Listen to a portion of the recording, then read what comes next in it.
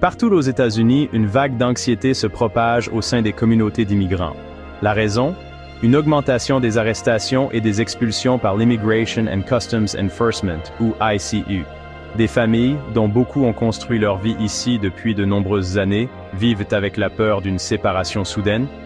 La position intransigeante de l'administration Trump sur l'immigration est de nouveau au premier plan, laissant beaucoup de personnes dans l'incertitude et la peur. Cette vague ne se résume pas à des chiffres. Il s'agit de l'impact humain des changements de politique qui remodèlent le paysage du contrôle de l'immigration en Amérique. Cet essai examinera de plus près la récente vague d'activité de l'ICE. Nous allons nous pencher sur les chiffres, les politiques à l'origine de cette vague et l'impact profond sur les communautés d'immigrants. Il est crucial de comprendre non seulement ce qui se passe, mais aussi pourquoi, et ce que cela signifie pour les millions d'immigrants qui considèrent les États-Unis comme leur foyer.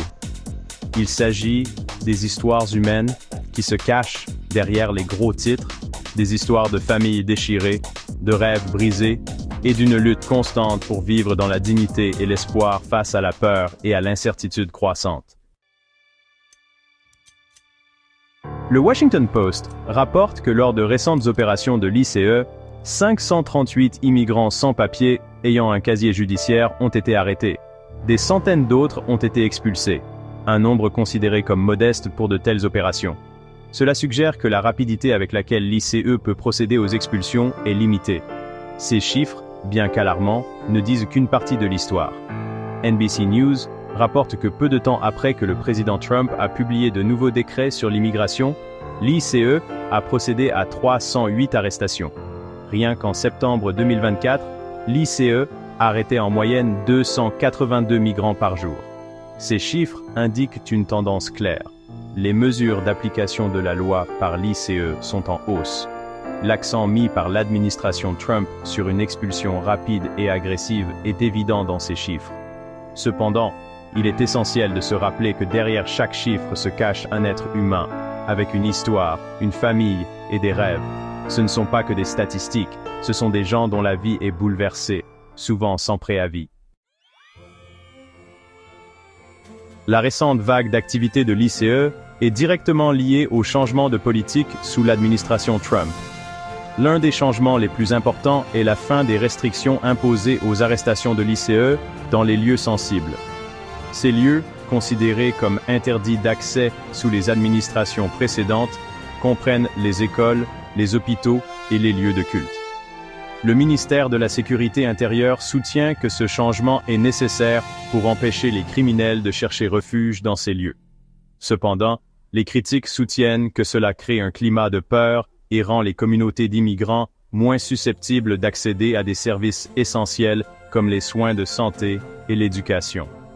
Ce changement de politique a envoyé des ondes de choc à travers les communautés d'immigrants, les faisant se sentir vulnérables et effrayés. La décision de l'administration Trump de mettre fin aux restrictions imposées aux arrestations de l'ICE dans les lieux sensibles a déclenché une tempête de controverses, notamment en ce qui concerne son impact sur les églises et les lieux de culte.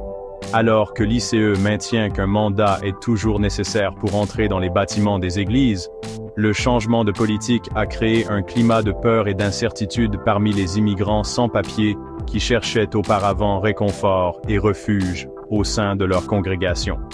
Le caractère sacré de ces espaces, longtemps considérés comme interdits aux mesures de contrôle de l'immigration, a été remis en question, laissant beaucoup de personnes se demander si elles peuvent vraiment trouver refuge au sein de leur propre communauté religieuse. Ce changement de politique a relancé le débat sur le rôle des institutions religieuses dans l'accueil des immigrants sans papier, obligeant les communautés religieuses à se pencher sur les implications morales et juridiques complexes de cette question controversée. Cinquième partie, l'écho du « Rester au Mexique ». Une autre politique controversée qui a été rétablie est la politique « Rester au Mexique ». Cette politique exige que les demandeurs d'asile attendent au Mexique pendant que leur cas est traité par les tribunaux américains. Cette politique a été mise en œuvre pour la première fois sous l'administration Trump et a été largement critiquée pour avoir contraint des demandeurs d'asile vulnérables à attendre dans des conditions dangereuses au Mexique. Le rétablissement de cette politique a suscité la condamnation des groupes de défense des droits de l'homme qui affirment qu'elle viole les obligations des États-Unis en vertu du droit international. Le gouvernement mexicain a également exprimé son opposition, déclarant que la décision avait été prise unilatéralement par les États-Unis.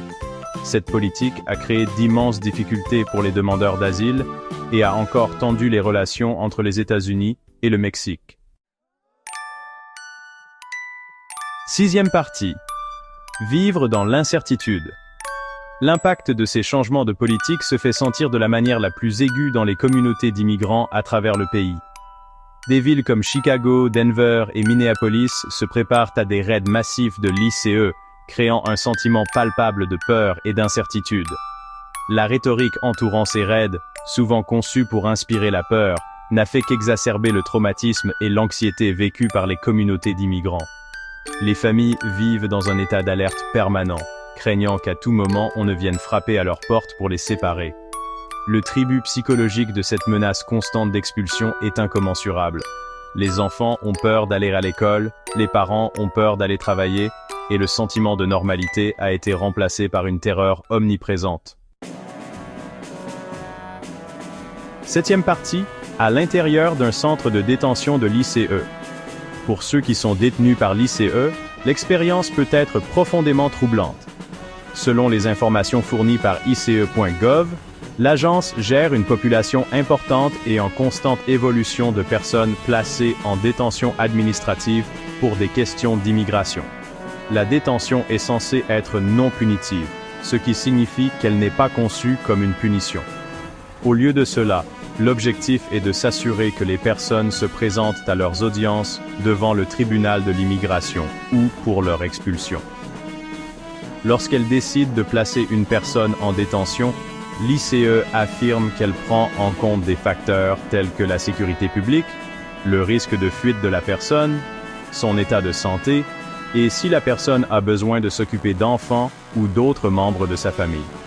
Si une personne a un problème de santé et n'est pas légalement tenue d'être détenue, l'ICE affirme qu'elle peut utiliser son pouvoir discrétionnaire pour la libérer. Cependant, la réalité de la détention est souvent loin de ces normes déclarées. La surpopulation, les soins médicaux inadéquats et les détentions prolongées ne sont que quelques-uns des problèmes soulevés par les détenus et les groupes de défense des droits. Huitième partie, se battre devant les tribunaux. Les politiques d'immigration de l'administration Trump n'ont pas été sans réponse. Des poursuites ont été engagées pour contester divers aspects de l'approche de l'administration, de la politique, restée au Mexique, aux récentes tentatives de restriction du droit du sol. Victoire importante pour les défenseurs des droits des immigrants, un juge fédéral a temporairement bloqué le décret de Trump sur le droit du sol le 23 janvier 2025. Ce décret, qui visait à refuser la citoyenneté aux enfants nés aux États-Unis de parents sans papier, a été largement condamné comme étant inconstitutionnel. Les batailles juridiques sur l'immigration sont loin d'être terminées, et l'issue de ces affaires aura des conséquences considérables pour les immigrants et l'avenir du droit de l'immigration aux États-Unis. Ces contestations judiciaires représentent une lueur d'espoir pour les communautés d'immigrants, démontrant que la lutte pour la justice et l'égalité devant la loi se poursuit. Neuvième partie, un appel à la compassion. La récente vague d'arrestations par l'ICE et le rétablissement de politiques d'immigration sévères ont créé un climat de peur et d'incertitude pour des millions d'immigrants aux États-Unis. Il est impératif de se rappeler que derrière les statistiques et les débats politiques se cachent des êtres humains avec des familles, des rêves et le droit de vivre dans la dignité et le respect.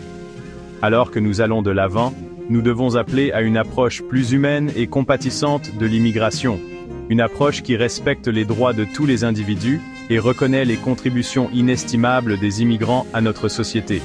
Nous devons rejeter les politiques fondées sur la peur et la division et embrasser plutôt des solutions qui défendent notre humanité commune et créent une société plus juste et plus équitable pour tous. nos voix ont le pouvoir de façonner un avenir différent pour l'immigration en Amérique, un avenir où les familles ne sont pas déchirées, où les rêves ne sont pas brisés et où la promesse de l'Amérique sonne juste pour tous.